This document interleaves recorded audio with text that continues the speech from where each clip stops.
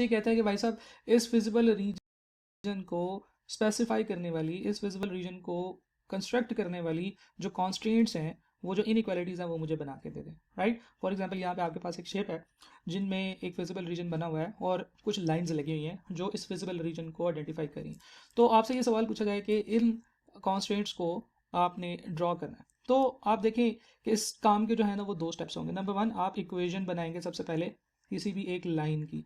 एक ये लाइन है, एक ये लाइन है, एक ये लाइन है, ये तीन लाइंस हैं जिनसे आपने इक्वेशन बनानी है। और जो इक्वेशन बनाने का तरीका होता है वो हम लोग जो वो लाइन एक्स एक्सिस पे जहाँ पे काट रही होती है और जो वाई एक्सिस पे काट रही होती है, हम लोग वो पॉइंट्स कैलकुलेट करते हैं। यानी कि हम लोग इंटरसेप्ट्स पकड़ लेते हैं और इंटरसेप्ट से इक्वेशन बना लेते हैं, राइट। ओके, जो दूसरी चीज़ है वो ये है कि हमने इक्वेशन को इनइक्वालिटीज़ में कन्वर्ट करना है, और इन इक्वालिटीज़ में कन्वर्ट करना बहुत ही आसान है। हम लोग ये देखते हैं कि फिजिबल रीजन इस लाइन से ऊपर है या नीचे है। तो अगर लाइन से ऊपर हो तो y ग्रेटर देन के साइन के साथ आ जाएगा, और अगर लाइन से नीचे हो तो y लेस देन के साइन के साथ आ जाएगा, राइट। ओके, तो सबसे पहले हम लोग इन कॉन्स्ट्रेंट्स को एक एक करके इनकी इक्वेशंस बनाते हैं। सबसे पहले जनाब ये वाली लाइन अगर हम देखें तो ये यहाँ पे काट रही है एक्स एक्सिस को, तो यहाँ पे जो वाई एक्सिस को काट रही है, तो यहाँ पे जो पॉइंट बन रहा है वो आपका वो ये है 0,12, राइट।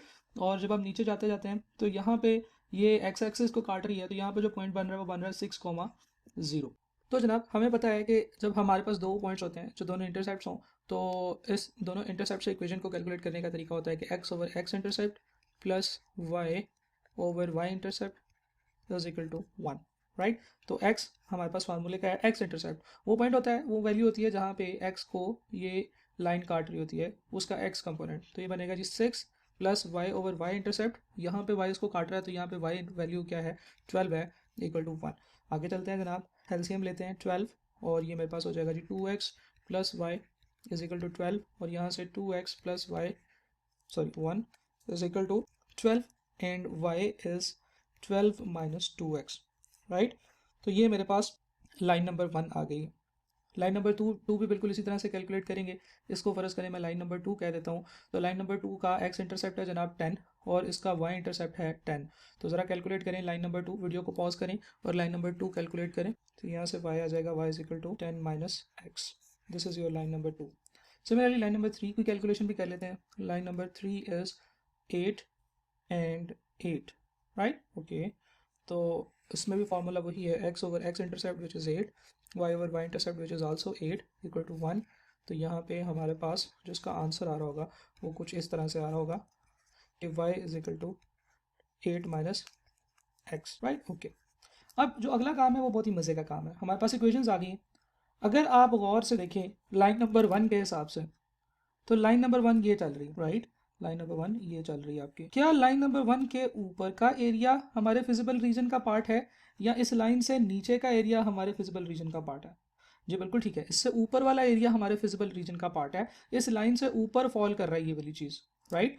तो हम लोग कहते हैं कि जब हमारे पास ऐसा कॉन्स्टेंट आ जाता है जिससे ऊपर का एरिया फिजिबल रीजन का पार्ट होता है, तो यहाँ पे y should be greater than और इक्वल टू 12 माइनस 2x होना चाहिए, right. As simple as that. आप तस्वीर में देखेंगे जाके कि ऊपर का एरिया उसके अंदर फॉल कर रहा है, या उससे नीचे का एरिया आपके विजिबल रीजन का पार्ट है। तो अगर ऊपर का एरिया है तो y is greater than 12 minus 2x। Similarly line number 2 है, गौर से देखें ज़रा, ये है जनाब लाइन नंबर 2। क्या इस लाइन से ऊपर का एरिया फिजिबल रीजन का पार्ट है, या इससे नीचे वाला एरिया? तो जी बिल्कुल ठीक है, इस लाइन से नीचे वाला एरिया फिजिबल रीजन का पार्ट है। तो जब नीचे वाला एरिया फिजिबल रीजन का पार्ट होता है तो हम कहते हैं कि y should be less than और equal to 10 minus x, right. अगर नीचे वाला एरिया है तो y के साथ लेस देन इक्वल टू का साइन आता है, और अगर ऊपर वाला एरिया है तो y के साथ ग्रेटर देन और इक्वल टू का साइन आता है। सिमिलरली अब आपने खुद सोच के मुझे बताना है कि ये जो लाइन नंबर 3 है इसके ऊपर का एरिया है या नीचे का एरिया है? जी बिल्कुल ठीक है, एग्जैक्टली ऊपर वाला एरिया है, इससे नीचे वाला एरिया नहीं है, बल्कि जितना जितना एरिया कॉमन एरिया में आ रहा है वो इससे ऊपर का एरिया है, और वो हमारे फिजिबल रीजन का पार्ट है। तो मैं यहाँ से कह सकता हूँ कि y is greater than equal to 8 minus x, right. तो यहाँ तक तो चीज़ें बिल्कुल सीधी सीधी सी हैं। थोड़ा सा आपने इंट्यूटिव रहना है, थोड़ा सा आपने गौर करना है, तो आपको एक और बात पता चलेगी। वो क्या है? वो ये है कि जो हमारा फिजिबल रीजन है वो थर्ड क्वाड्रेंट में नहीं गया, सॉरी फोर्थ क्वाड्रेंट में नहीं गया, यहाँ पे नहीं गया। हालांकि जब मैं इन लाइंस को नीचे को लेकर जाऊंगा तो ये एरिया भी मेरे फिजिबल रीजन का पार्ट होना चाहिए, क्योंकि ये इन दोनों कॉन्स्टेंट्स को प्रॉपर एक्सप्लेन कर रहा है। तो यहाँ से मैं ये कहूँगा कि मेरा जो आंसर है वो माइनस वाई में नहीं जा रहा है, वो माइनस वाई में नहीं जाता। इसका मतलब ये है कि यहाँ पे नॉन नेगेटिविटी कॉन्स्टेंट भी अप्लाई हो रही होगी, लेकिन नॉन नेगेटिविटी कॉन्स्टेंट में से कौन सी कॉन्स्टेंट आपको यहाँ से पता चलती है, वो ये कि वाई माइनस में नहीं जा पा रहा, एक्स माइनस में जाएगा या नहीं जाएगा वो हमें यहाँ से पता नहीं चलेगा, राइट। ओके, तो हमारे पास जो एक कॉन्स्टेंट बनेगी वो ये बनेगी कि why should be greater than और इक्वल टू 0। ये कॉन्स्टेंट भी हमें शेप से पता चली, राइट। अच्छा, तो x के बारे में आपका क्या ख्याल है? क्या यहाँ से हमें ये पता चल सकता है कि x ग्रेटर देन और इक्वल टू 0 है? या अगर मैं आपसे ये कहूँ कि इस सिचुएशन में, इस सिनेरियो में x greater than equal to 0 होना चाहिए, ये एक रिडंडेंट कांस्टेंट बन जाएगा।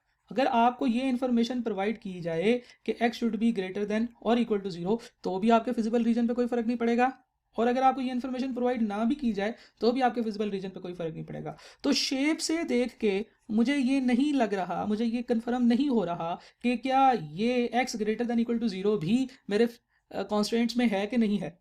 ऐसे भी हो सकता है कि ये हो और ऐसे भी हो सकता है कि ये ना हो, लेकिन नॉर्मली जब x greater than equal to 0 का जिक्र हो रहा होता है, जब y greater than equal to 0 का जिक्र हो रहा होता है, तो फिर x greater than equal to 0 का भी जिक्र करते हैं, राइट। तो ये दोनों इकट्ठे चलते हैं, साथ साथ ही चलते हैं।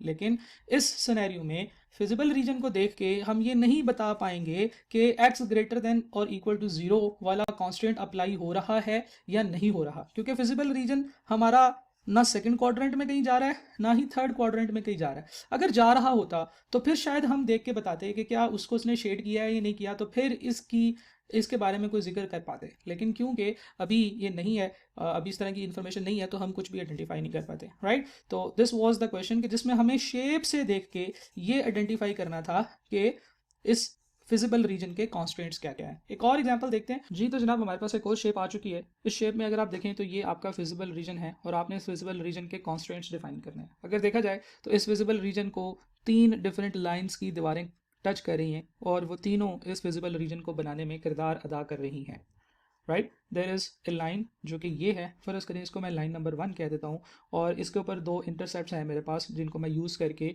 इंटरसेप्ट वाले तरीके से इक्वेशन बना सकता हूँ। जो क्या था, ये इंटरसेप्ट था मेरा जनाब 0,50 और ये इंटरसेप्ट था जनाब मेरे पास 150,0, राइट। अच्छा, ये जो दूसरी लाइन है, लाइन नंबर 2, इसमें मेरे पास एक इंटरसेप्ट है x और वही सेम इंटरसेप्ट है y, राइट। तो हम दो इंटरसेप्ट नहीं है क्योंकि हमारे पास, हम इसलिए इंटरसेप्ट वाली जो फॉर्म है उसको यूज़ नहीं कर सकते, लेकिन हम इसको 2 पॉइंट्स वाले फॉर्म से ज़रूर सॉल्व कर सकते हैं। देखिए अगर देखा जाए तो दिस इज़ द पॉइंट, ये एक पॉइंट है जो कि मैं कह सकता हूँ कि ये पॉइंट ए है विच इज़ 0,0, ये इस लाइन पे फॉल करता है। And there is another point, this point, जो कि इस लाइन पे फॉल करता है। इस पॉइंट का एक्स कंपोनेंट क्या है, तो आप सीधा नीचे देखेंगे तो इस पॉइंट का आपको एक्स कंपोनेंट नजर आएगा, और इस पॉइंट का वाई कंपोनेंट क्या है, जब आप इस वाई एक्सिस पे देखेंगे तो आपको इस पॉइंट का वाई कंपोनेंट नजर आएगा। इस तरीके से हम लोग ये पॉइंट भी कैलकुलेट कर सकते हैं। Then we have a point जिसमें आपके पास जो स्लोप है, ये वाली लाइन, इस लाइन के भी दोनों पॉइंट्स आपके पास है 150 एंड 0 एंड 150 एंड 50। तो इन तीनों इक्वेशंस को आप कैलकुलेट कर सकते हो -0, राइट। तो जब मैं यहाँ से इसको सॉल्व करूँगा तो ये बनेगा y/x इज इक्वल टू 50/150, यानी कि 150y is equal to 50x। तो आगे चलते हैं जनाब, यहाँ से y आ जाएगा 1/3x, right. This is another equation.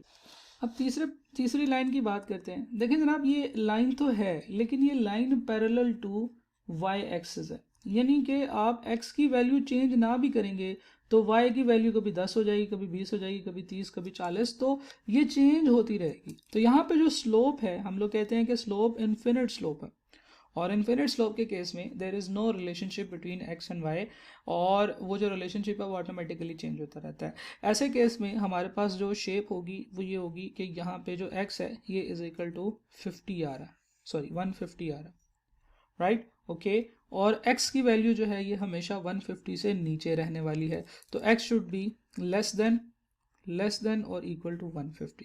अब हमारे पास ये दो ही लाइन थी, इन दोनों लाइंस के बारे में बात करते हैं। लाइन नंबर 1 अगर आप गौर से देखें तो इससे ऊपर वाला एरिया हमारे फिजिबल रीजन का पार्ट है, राइट।